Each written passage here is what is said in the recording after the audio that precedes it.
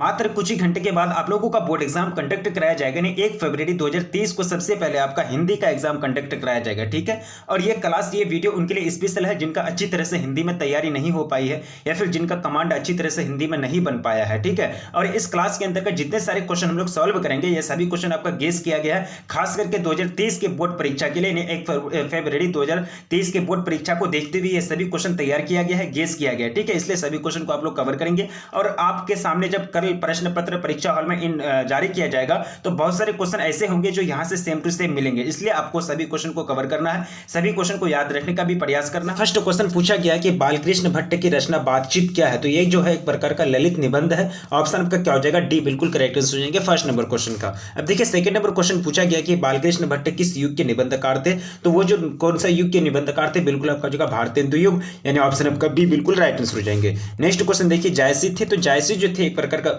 फकीर थे, यानी ऑप्शन आपका सी बिल्कुल राइट आंसर हो जाएंगे। ठीक है, इसी प्रकार फटाफट सभी क्वेश्चन को कवर करने का प्रयास करेंगे। जैसे हिंदी साहित्य के किस काव्य धारा से जुड़े थे, तो ये हो जाएंगे प्रेम मार्गी या फिर ज्ञान मार्गी, बिल्कुल आपका हो जाएगा प्रेम मार्गी, यानी ऑप्शन आपका बी बिल्कुल राइट आंसर हो जाएगा। नेक्स्ट क्वेश्चन देखिए पूछा गया कि जैसे कि काव्य की भाषा कौन सी थी, तो ये आपकी काव्य की जो भाषा अवधि भाषा में, जैसे कि जो काव्य की भाषा थी वह कौन सी भाषा थी, अवधि भाषा थी, ऑप्शन आपका सी राइट आंसर हो जाएगा। ठीक है, अब देखिए अगला क्वेश्चन कह रहा है कि मनुष्य की बातचीत का उत्तम जो तरीका है, सबसे बेस्ट जो तरीका है वो अवाक होकर अपने से बातचीत करना, यानी ऑप्शन आपका डी बिल्कुल राइट आंसर हो जाएगा। ठीक है, अब देखिए संवाद में सबसे महत्वपूर्ण क्या होता है, तो ये आत्मीयता। ठीक है, आत्मीयता जो है संवाद में सबसे ज्यादा महत्वपूर्ण रखता है, माने रखता है, तो ऑप्शन आपका सी राइट आंसर हो जाएगा। देखिए जनजन का चेहरा एक शीर्षक कविता किसकी रचना है, तो ये जो रचना है ये काफी सिंपल और आसान क्वेश्चन है, तो ये जो गजानन माधव भुक्तिबोध की है, ऑप्शन आपका बी बिल्कुल राइट आंसर हो जाएगा। ठीक है, अब देखिए पूछा गया कि गजानन माधव भुक्तिबोध का जन्म कहां हुआ था, तो छत्तीसगढ़ में, ऑप्शन आपका सी बिल्कुल राइट आंसर हो जाएंगे। ठीक है, अब देखिए फटाफट अभी के स्क्रीन पर पूछा गया कि बालकृष्ण भट्ट का जो जन्म हुआ था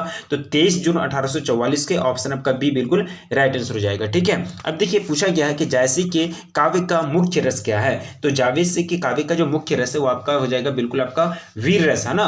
11th का क्या हो जाएगा, श्रृंगार रस, सॉरी मिस्टेक हो रहा है, ये क्या हो जाएगा श्रृंगार रस, ऑप्शन आपका बी बिल्कुल करेक्ट आंसर हो जाएंगे। ठीक है, अब देखिए पूछा गया है नेक्स्ट क्वेश्चन आपके स्क्रीन पर कि जायसी ने रत्नसेन तथा पद्मावती की कथा को किस प्रकार मतलब सींचा, किस प्रकार जोड़ने का कार्य किया। ठीक है, तो वो जो थे एक प्रकार के एक तरह से रक्त रूप लेई के द्वारा जुड़ने का कार्य किया था, ऑप्शन आपका सी बिल्कुल करेक्ट हो जाएगा। ठीक है, अब देखिए अगला क्वेश्चन आपके स्क्रीन पर पूछा गया है कि जायसी ने रत्नसेन तथा पद्मावती की कथा को किसके द्वारा सींचा था, तो उन्होंने आंसुओं के द्वारा सींचा था इसको। ठीक है, आंसुओं के द्वारा उन्होंने सींचने का कार्य किया था। नेक्स्ट देखिए पूछा गया कि चंद्रधर शर्मा गुलेरी किसकी सती के कवि थे, तो वो 20वीं शताब्दी के, ऑप्शन आपका डी बिल्कुल करेक्ट आंसर हो जाएंगे। ठीक है, अब देखिए गुलेरी यानी चंद्रधर शर्मा गुलेरी जी ने कुल कितनी मतलब कहानियां लिखी थी, तो टोटल जो कहानियां लिखी, टोटल 3 कहानियां लिखी थी उन्होंने, यानी ऑप्शन आपका सी बिल्कुल करेक्ट आंसर हो जाएगा। ठीक है, कृष्ण बैठकर कहां बैठकर भोजन कर रहे हैं, तो नंद की गोद में, किसके गोद में, नंद की गोद में बैठकर वो भोजन कर रहे हैं। ठीक है, नेक्स्ट क्वेश्चन देखिए पूछा गया कि प्रस्तुत प्रथम पद में कृष्ण को किसको सूचना दी।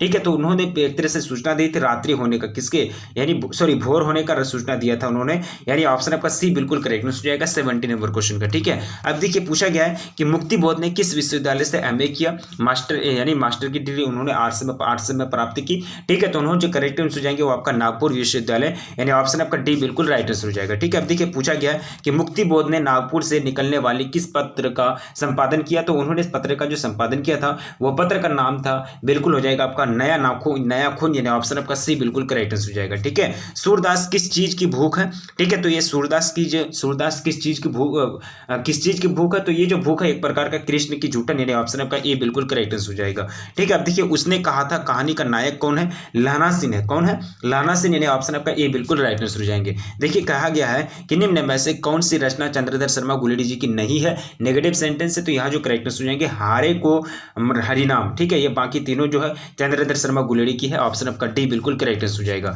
नेक्स्ट देखिए सूरदास की अनुमानित जन्म तिथि क्या है, तो उनका जो अनुमानित गेस किया गया जो जन्म तिथि वो आपका 1475 ईस्वी है, कितना 1475 ईस्वी, ऑप्शन आपका बी बिल्कुल करेक्ट हो जाएगा। नेक्स्ट देखिए पूछा गया है कि उसने कहा था कहानी है, तो ये जो है एक प्रकार का युद्ध की कहानी है, बिल्कुल सही है।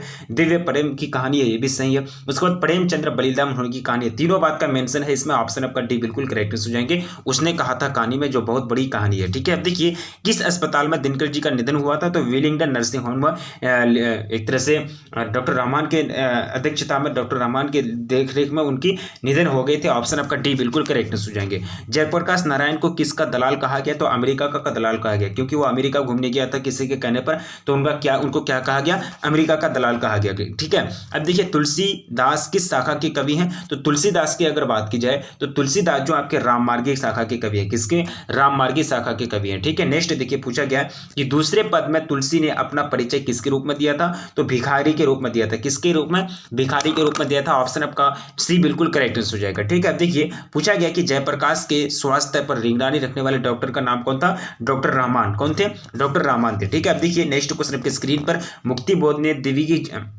दिग्विजय महाविद्यालय राजनांदगांव में प्रधानत्व के पद पर कब नियुक्त किए गए थे, या फिर कब उन्होंने कार्य शुरू किया था? तो 30 का जो बिल्कुल करेक्टनेस हो जाएगा ये क्या हो जाएगा? चलिए बहुत अच्छी बात है, ये तो 1958, यानी ऑप्शन आपका बी बिल्कुल करेक्टनेस हो जाएंगे।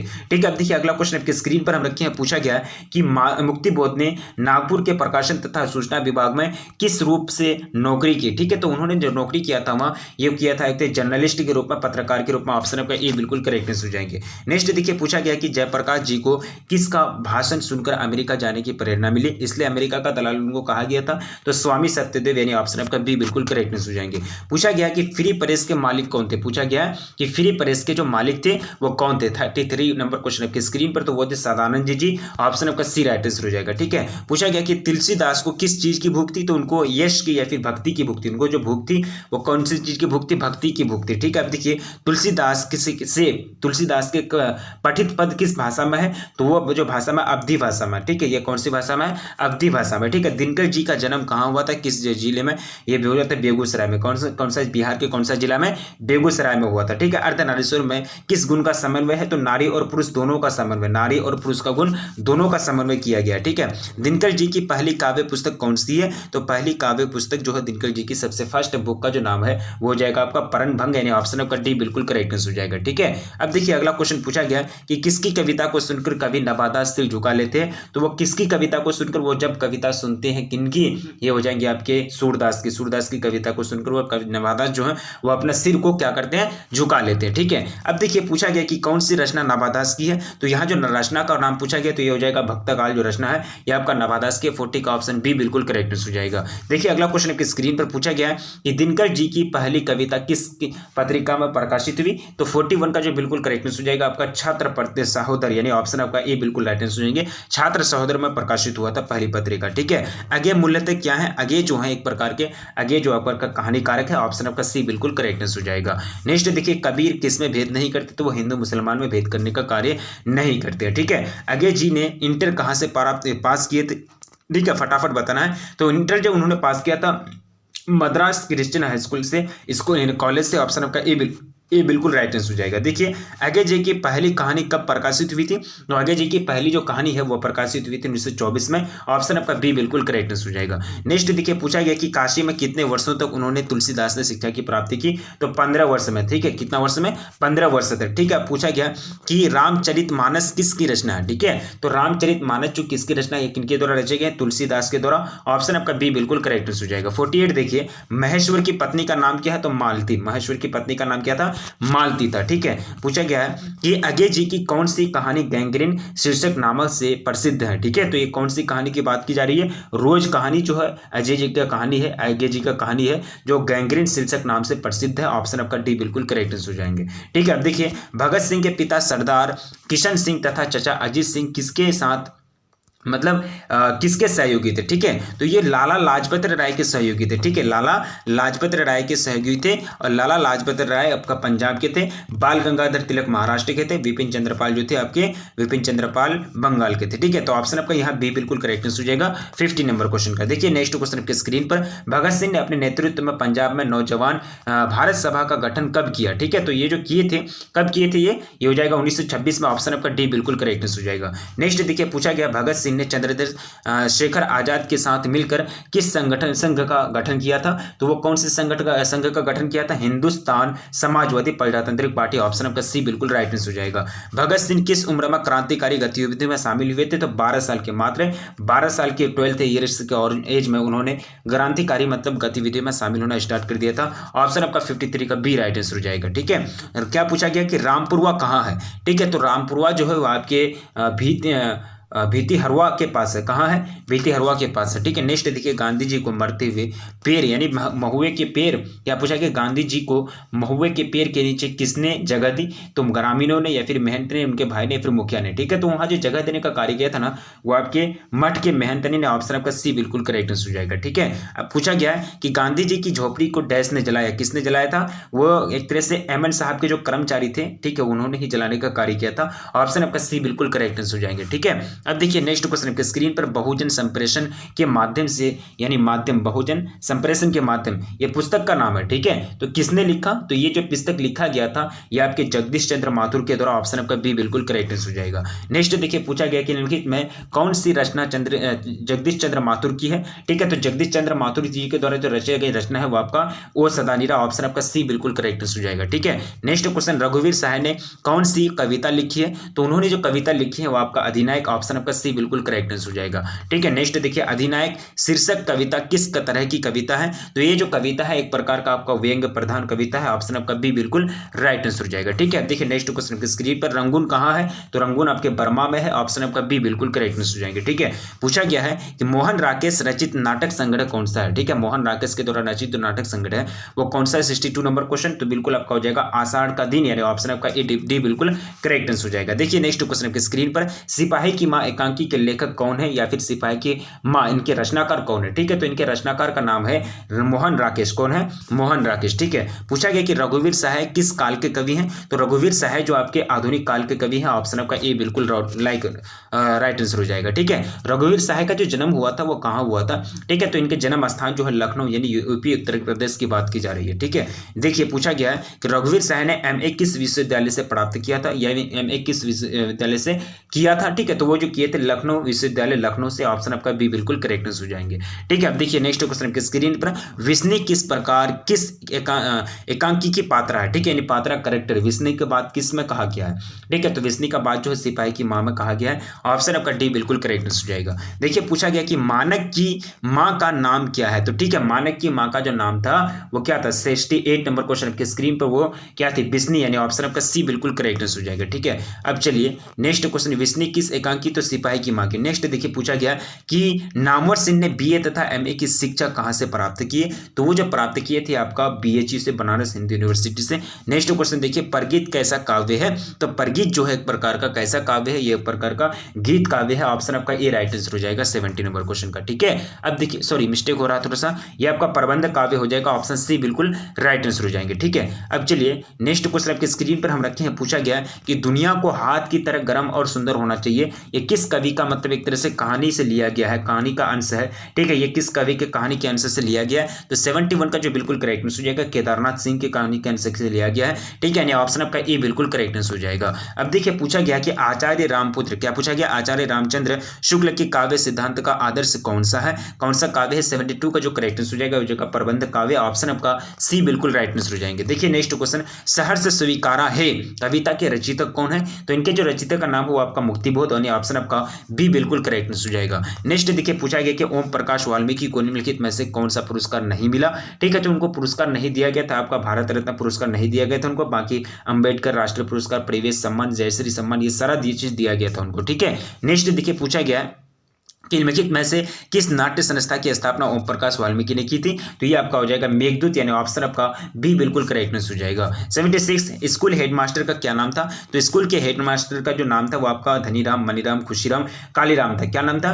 कालीराम। 76 का आपका ऑप्शन ए राइट आंसर हो जाएंगे। पूछा गया है कि निम्नलिखित में से कौन सी मलियज की आलोचना है? ठीक है, तो मलियज की आलोचना के बारे में अगर बात की जाए तो उनकी जो मलियज के साक्षात्कार है उनकी क्या है? एक प्रकार का आलोचना है। ठीक है, अब देखिए आलोचना है उनकी, क्या है? आलोचना है। मलियज मनकुरा किसे कहते हैं, ठीक है, वो डायरी को, किसको, डायरी को जो है वो क्या कहते हैं, मनकुरा कहते हैं, मलेज, ठीक है। अब देखिए पूछा गया है कि मलेज किस कर्म के बिना मानवीयता को अधूरी मानते हैं, तो वो एक तरह से रचनात्मक कार्य के बिना वो मानवीयता को क्या मानते हैं, अधूरी मानते हैं, ठीक है। नेक्स्ट देखिए पूछा गया कि मलेज का पूरा नाम, मूल नाम क्या था, तो मलेज का जो मूल नाम था भरत जी श्रीवास्तव, यानी ऑप्शन आपका ए राइट आंसर हो जाएंगे। नेक्स्ट देखिए पेड़ किसके लिए काटे जा रहे थे, ठीक है, तो 81 का जो बिल्कुल करेक्ट आंसर हो जाएगा ईंधन के लिए, किसके लिए, ईंधन के लिए काटे जा रहे थे, ठीक है। अब देखिए नेक्स्ट, मैं संयत हूँ डैश पानी ठंडा किसके लिए कहा है, ठीक है, ये जो है किसके लिए कहा गया, ठीक है, आपका कहानी का मतलब एक अंश है, ठीक है, या फिर कविता का अंश है, तो ये जो कहा गया किसके लिए कहा गया, अपने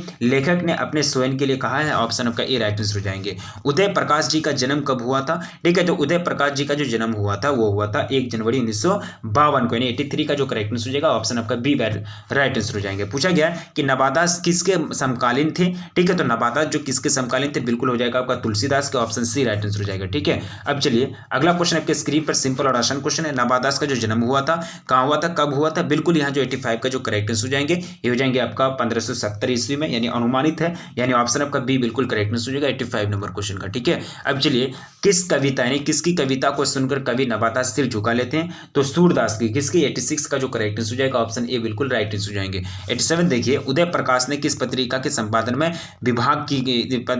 विभाग में काम किया था, तो वो जो काम किए थे इंडिया टुडे या फिर गीतिका इटरदीप या फिर दिनमान, तो वो जो कार्य करने का किए थे वो आपके हो जाएंगे 87 है ना, तो ये दिनमान में ऑप्शन आपका ए राइट आंसर हो जाएगा, ठीक है। अब देखिए पूछा गया है कि त्रिच किसका पर्याय बनकर उभरा, ठीक है, तो वो जो पर्याय बन के उभरे थे त्रिच, ठीक है, वो उभरे थे आतंक का, यानी ऑप्शन आपका ए बिल्कुल करेक्ट आंसर हो जाएंगे, ठीक है। नेक्स्ट देखिए पूछा गया निम्नलिखित में से कौन सी उदय प्रकाश जी की कहानी नहीं है, तो ये आपका पूस की रात नहीं है, बाकी तीनों है, ऑप्शन आपका डी बिल्कुल करेक्ट आंसर हो जाएगा, ठीक है। नेक्स्ट क्वेश्चन आपके स्क्रीन पर जे कृष्णमूर्ति का जन्म किस दिन हुआ, ठीक है, तो जे कृष्णमूर्ति का जो जन्म हुआ 12 मई 1895 का, ऑप्शन आपका सी बिल्कुल करेक्ट आंसर हो जाएंगे।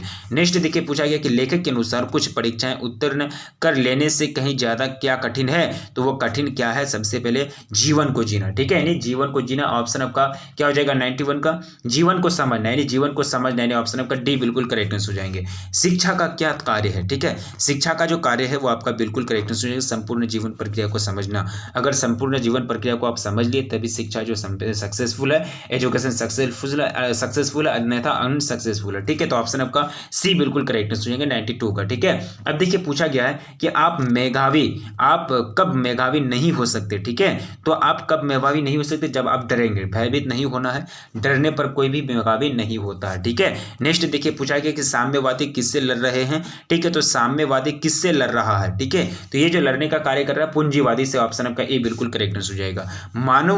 क्या पूछा गया कि मानव के विचारों, संबंधों और प्रयोग को नष्ट करता है वो कौन, भय, यानी डर जो है, जब आपके मन में कोई भी विचार या फिर संबंध या फिर कोई भी प्रेम अगर जगेगा ना, अगर आपको कोई चीज देख के डर लगेगा तो वो प्रेम संबंध विचार सारा चीज एक ही बार में विलुप्त हो जाएगा, एक ही माइंड में चले जाएगा, पूरा ध्यान आपको डर की तरफ चले जाएगा, ठीक है, तो भय जो है ये सारा चीज को नष्ट कर देता है, ठीक है। नेक्स्ट देखिए शमशेर बहादुर सिंह की प्रतिनिधित्व कविताएं नामक काव्य कृति का संपादन किसने किया था, ठीक है, तो ये जो किया था बिल्कुल आपका हो जाएगा डॉक्टर नामवर सिंह ने, ठीक है। नेक्स्ट देखिए उषा का जादू कब टूटा जाता है, ठीक है, उषा का जादू जो टूटता है वो आपका सूर्योदय होने पर, कब, सूर्योदय होने पर टूट जाता है, ठीक है। नेक्स्ट देखिए पूछा गया है कि लेखक के अनुसार संपूर्ण विश्व किस ओर अग्रसर हो रहा है, ठीक है, तो नाश की ओर, किसकी ओर, नाश की ओर, यानी खत्म की ओर, बर्बादी की ओर अग्रसर हो रहा है। तुलसीदास किस शाखा के कवि हैं, तो तुलसीदास जो कवि हैं वो आपका राममार्गी है, ऑप्शन आपका ए बिल्कुल करेक्ट आंसर हो जाएंगे। दूसरे पद में तुलसी ने अपना परिचय किस रूप में दिया था, तो भिखारी के रूप में अपना पद यानी परिचय दिया था, ऑप्शन आपका सी बिल्कुल करेक्ट हो जाएंगे। तो आज के इस क्लास में हम लोगों ने टोटल 100 क्वेश्चन को कवर करा, जो आपके बोर्ड एग्जाम के लिए काफी कारगर साबित होंगे। उम्मीद करता हूं सभी क्वेश्चन आप लोगों को याद होगा, और सभी क्वेश्चन को याद रखना है, ठीक है। बोर्ड एग्जाम कल होगा, आप लोगों का हिंदी का बहुत ही अच्छा जाएगा। इसी तरह से आप लोग बने रहिए, अपने दोस्तों में जम करके एक बार शेयर कर दीजिए, और आप लोग एप्लीकेशन को डाउनलोड कर लेना है, क्योंकि तनु क्लासेस आप सर्च करेंगे, क्योंकि सारा सब्जेक्ट का आपका क्विज अपलोड हो गया है, आपको टेस्ट देकर ही बोर्ड एग्जाम में परीक्षा हॉल में इन करना है, ठीक है। तो मिलेंगे फिर नेक्स्ट वीडियो में, तब तक के लिए जय हिंद जय भारत।